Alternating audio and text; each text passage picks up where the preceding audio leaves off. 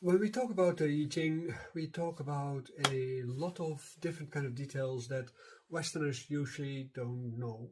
In the counselor course, I'm talking about the history of Chinese medicine. Also in the Shifu guide, we have a few chapters. And one of the things that is very interesting about the I Ching is that it talks about dragon and the tiger, which are also two concepts which are used extensively in Daoist alchemy. Within the I Ching, the dragon and the tiger seem to be enemies and they have to be harmonized with each other. The reality of historical research now shows that the mountain diagram in the I Ching from the Pakwa, the 8 diagrams, actually was the Wudang Mountain. So the Wudang Mountain was in fact the center or one of the epicenters of the I Ching worldview, and the tiger and the dragon, they were troops that were situated on both sides. Today I want to talk with you about a very famous misconception. A lot of people equate the I Ching with the tarot. And the tarot is a European invention, originally probably came up as a memory device and gradually started having oracular use from the Middle Ages. But the only real claim to fame can be made by the I Ching, and it's Pakwa. So the different kind of images in there in the I Ching, they are singular images. So there are only 8 images. If you look at the I Ching, you have only these 8 images, and the images are combined in a language, so you can create a sentence from this. And that means that the way how you come to a story is basically the analysis of a idea. When you look at the tarot, you see that they are all, each individually, they are a story. They're not just one idea. I remember in the beginning when I was starting to study the I Ching, I was still pretty young. But over time, I started realizing that because of the nature of the translations that I had, the accuracy of the text was insufficient to help me understand the I Ching and actually make it useful, because more than half of my predictions were wrong. The problem, what I discovered at a certain point, certainly when I started translating myself, is that the whole text is relevant as an illustration, but it is an illustration of the principles of the I Ching.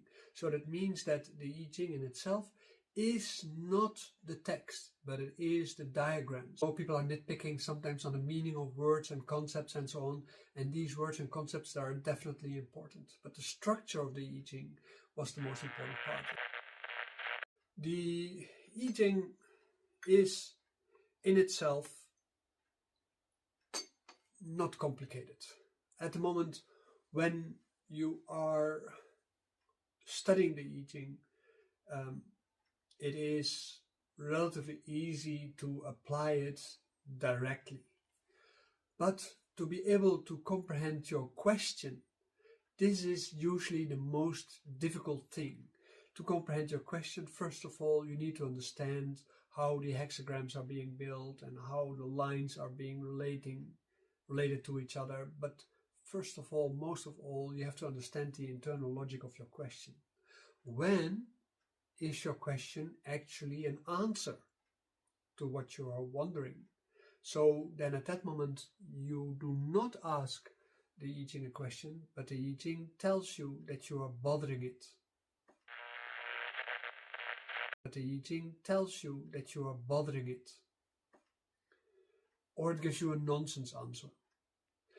The other thing of the I Ching is that because of its structure, there is always several answers on the same problem. So the answer is not linear, it is organic, and like Dodder, it is going in all directions at the same time.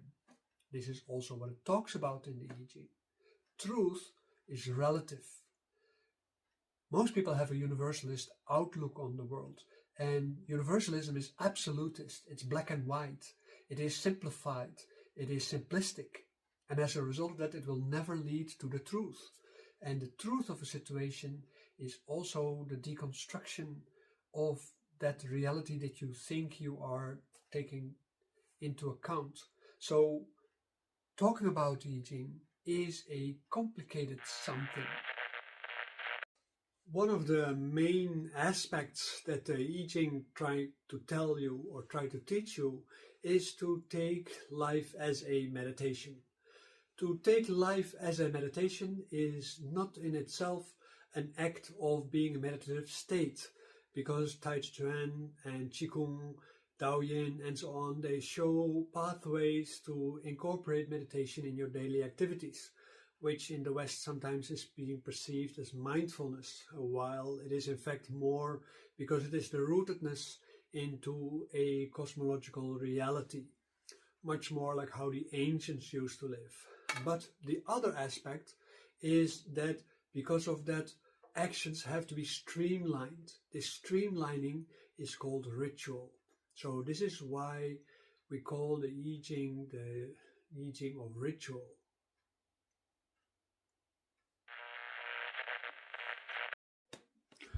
When people come to me and they want to study I Ching, I teach them two values which are essential for the learning of I Ching. First of all, you have to have a good understanding of the theoretical framework within the I Ching exists.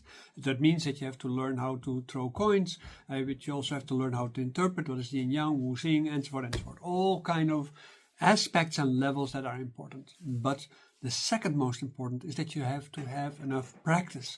And that means that you have to practice at least 10 times a day to ask a question by figuring out what that answer on that question is going to be. Because you have to become natural in interpretation and you have to become natural in recognition of meanings in the I Ching. If you don't have that rhythm in your learning, it will take you a lifetime before you get the first grasp.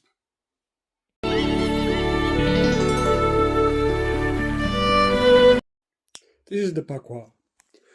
Maybe you know about the Pakwa as part of the I Ching. It is the root of the I Ching as a language, as we talked about before. It is actually also a pathway to go through personal transformation, change, and so forth and so forth. It was originally thought of by Fu Si, a mythological figure with a snake body and a human upper torso, and he derived the Pakwa as a graphic system from observing spider webs. The spider webs, he said, they contain a mystical language from the world before our world, the prenatal world. By manipulating these symbols with each other, we can activate our mind to understand these things. I don't know if the language at that time was more easy, but the written language was supposed to be a new thing. So Fu Si is seen as being the inventor of written language. We can't ask yes or no questions to the I Ching. The answers are always too complicated, but we are having a trick to get a yes or no answer. But then you have to deconstruct the hexagram. Because every hexagram is built from 6 lines, yang lines and yin lines. And a yin line is contracting and a yang line is expanding. If you look at your body, yin is contracting inwards, while yang is expanding outwards. So if you take an object, say you have a stick, the stick has 2 sides. This one has screw wires and this one does not have. At the moment when you take something like this and you throw this up and you drop it and it falls down by accident like this, then at that moment you have a yes-no answer, because yang is yes, yin is inward. In this case, it is more yes than it is no. This one would be no. This one would clearly be yes, but this side would clearly be coming towards you. So depending on your question, that would be a yes or a no. When you are getting into the history of Tai Chi Chuan and Taoism, you see that Taoism first named Tai Chi Chuan as Beiji Chuan, North Pole boxing or polar boxing. And the boxing was dedicated to Chunwu as part of the Chauke ritual. You were practicing this as a part of cultivation in relationship to your dedication to Tao. So this is actually the history of Tai Chi Chuan before it became the warlord style of Tai Chi Chuan, which we nowadays know and which has gradually been developed or overdeveloped or degraded towards becoming a form of practice for the elderly.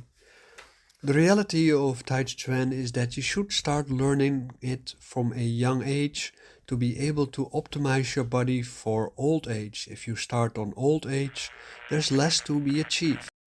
When you are getting into the history of Tai Chi Chuan and Taoism, you see that Taoism first named Tai Chi Chuan as Beiji Chuan, North Pole boxing or polar boxing.